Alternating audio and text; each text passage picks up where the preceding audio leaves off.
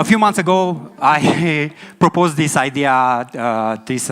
presentation to the organizers because I feel everyone talks about headlines, but no one talks about why is it hard to build startups. And then, after I proposed the idea, they love it, they like it, and I remain to create a presentation. So for the last, I will say 3 months, this question haunted me day and night, and I look and I think about this challenge, this question. Why is it hard to build startups? Long story short, this is the answer that I come up. I talk with founders, with tens of founders. I think I have my personal introspection. I have my personal analysis. And it is normal to be hard. This is the answer that I have now. I will continue to ask myself this question. I will continue to talk about this topic. But for the moment, this is the answer that I have for you. A few things about me, who I am. 40 years ago, in the small village in Romania, a boy was born at house because the house was too far away from the hospital. And the man of the house started drinking to celebrate because it was a boy. And then they were very, very excited about that. And they start drinking and celebrate also with the ambulance driver. So later on, I traveled from my house to the hospital with a drunk ambulance driver. So this is how my journey in life started. I come from a small village. I grow up until 50 years old by working the field, by growing the cows and the goats, reading Jules Verne during the night, because during the day I was too busy to work the field. There were only 4 houses around me, but always I know the world is much bigger than I can see it. So I was constantly eager to explore it, to discover it, to search for places. And probably because I didn't have too many friends around me in that period of time, I was constantly putting questions and I was constantly curious about everything. Later on, I experimented a lot of things. I start another startup before Questo, and I meet my fellow founder, Alex, who is the CEO and co-founder of Questo, and I told him, man, I want to do a business with you. But how we start a startup? How we start a business? We're like, okay, we want to do something, but how we start it? And we start from this question, how we start a startup. And this question guide us and guide our journey in our life. First, we think about to build something for people that will make them to go out, to connect with the real world, to discover places, to learn new stories, to spend quality time in the real world, to build new memories and so on. Now we are in 1,000 cities. We have more than 1 million people who played Questo, and I think we just started. And each step during our process had this main question, because this is the question that helps you. It's very hard when you look at everything like, but you know to build an app, but you have money to build an app, but you know how to promote the app, but you know how to, I don't know, make connection. Do you know how to bring partners from all the world and so on? But always we had this question, how we are doing things. At the beginning, Alex created the first games, the first Quest, put it in PowerPoint, send it to me via Facebook Messenger. So 0 money invested, no money needed. I play it, I learn something, I create the second game, and so on. Then we create guidelines for other creators, how they can create games. Then we travel by our car to the middle of Europe, or I don't know, 7 cities in 7 days, and we create games there, and so on. Constantly, each challenge that we had, we tackle with this question, how we solve it. And when we ask this question, then you open the possibilities. Your brain starts looking for an answer. And here is not me and Alex, it's me and me. So the little one is me from the past, and the old one is me from now. If I have a conversation with me, the little one, I will say, ask constantly yourself how you solve this challenge, and solve challenge after challenge, and then you'll find the path to your success and growth. Another thing that we learned in our experience, in our journey, was to become resilient in the rejection. So yeah, we were two random guys from small cities or small village from Romania with no connections, no money, but we didn't care about that. We constantly looked, search for people that can help us. We write to everyone because the most important thing is if there are 100 people that you contact, from those 100 people, the most important one is the one who will answer to you. And the rest, 99, doesn't matter so much. But you don't know how to find and where to find that person. So you need to send 100 emails. You need to do follow-ups to those emails. You need to bring constantly new information, new details. And probably everyone thinks sales is hard. I don't like sales, I don't do sales. But I would like to tell stories. So tell your stories. Tell your stories about what you want to bring to the world. Tell your stories about what the problem you want to solve and how you want to solve. And there will be one person that will love and resonate with your story. And this is the most important person that you will meet.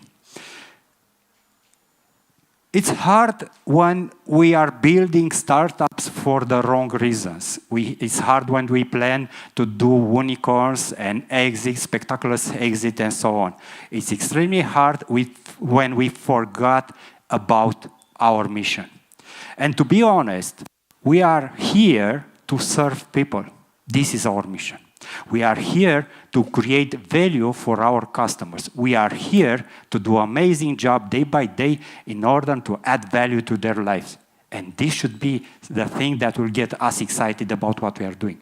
And if we are bringing 100 people and we make them happy, if we are bringing 200, 300, and so on, millions of people, then we'll have exits, spectacular exits, and I don't know, will be unicorn and so on. But the exit or the unicorn is the outcome, not the purpose. Let's focus on serving our clients. Let's look constantly on their problem. Let's iterate and iterate until we figure out what is the value that we offer. Because it's a big difference between the value that people perceive and the value that we think we offer to our players or to our customers. So we discover the most valuable thing that we offer to our players is the fact that we give a reason to go out, spend quality time with their family, with their kids, with their friends, and connect and create new memories. Always we thought maybe the story, maybe the gamification is. No, it was not. It was the reasoning to going out. So keep looking on solving problems for your customers and making them happy. Yeah, but of course, we are like constantly looking for the short winnings, maybe for the low-hanging fruits, you know the term. Maybe looking for, shortcuts. Breaking news, they are not shortcuts. If you want to build something on long term, you need to go deeper with things. The easy things that may look easier for you, they will keep you busy, they will keep you wasting your energy, and you will remain behind with everything.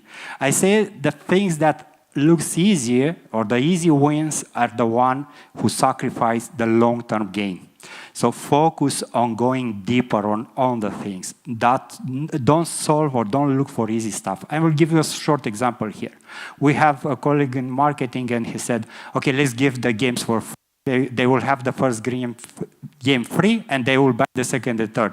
So I let him to do this experiment, offer the game for free. No one wanted. So don't aim for it.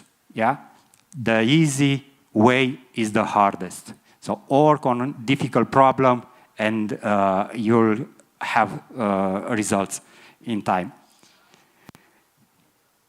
This journey, of course, as a startup founder, sometimes it's so difficult. You feel alone because you don't feel you have people that you can share things about. You feel alone because maybe sometimes you you don't have trust in yourself. Remember, I was from a small village with 4 houses. It's very, very difficult to be like very confident and go and talk with people and be like, okay, let's conquer the world. Let's be a $1 billion company. Let's have million people playing. Very difficult to do that. But how I reach this moment when I'm in front of you and talk about these things in English, and I didn't learn English in school and so on. This is my first presentation in English, by the way. Because I was constantly curious, I was constantly looking at myself and trying to compare myself with previous myself. So not comparing yourself with others, comparing yourself with yourself. This is the only competition that you have. You with yourself trying to get better, and also having fun during the journey, enjoying the journey. Because when you have fun, it will be much easier to build something, to build stuff. And this is the way that we will go forward in life. And here is me now, because the challenges doesn't stop. So you have 1 million players, you want 2 million, 5 million, 10 million, you will start a new startup, you will start a new journey, and so on and so forth.